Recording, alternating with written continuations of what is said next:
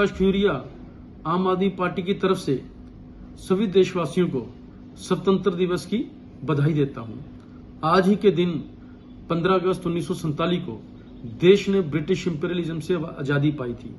उस British imperialism से, जिसके लिए कहा जाता है कि उनका सूर्य कभी अस्त नहीं होता, इस आजादी को पाने के लिए, इस आजादी के संघर्ष में अनेक विचारों ने, विचारधाराओं ने, संप्रदायों ने अपना योगदान दिया, हिस्सा लिया, उस ब्रिटिश इंपीरियलिज्म के खिलाफ जंग लड़ी।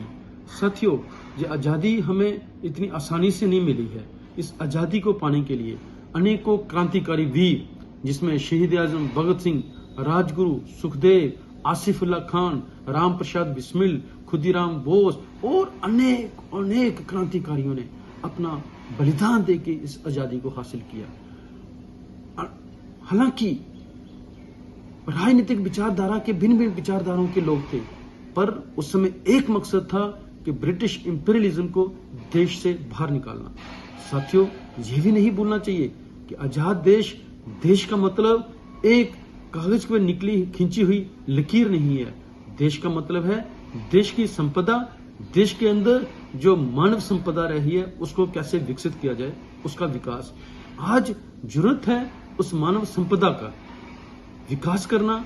आज जब तक देश के अंदर हम अनपढ़ता के खिलाफ बड़ी जंग नहीं लड़ेंगे, देश के अंदर जो कुरीतियां हैं, चाहे जो सांप्रदायिक तनाव बढ़ रहा है, जो सांप्रदायिक ताकतें हैं, उनके खिलाफ लड़ाई लड़ने की जरूरत है।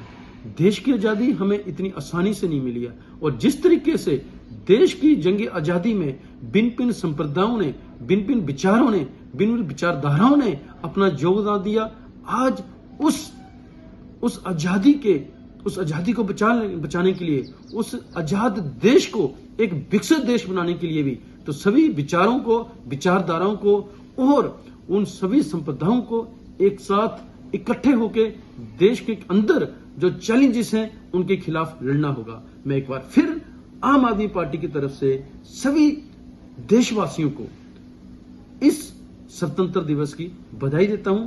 धन्यवाद। जय हिंद।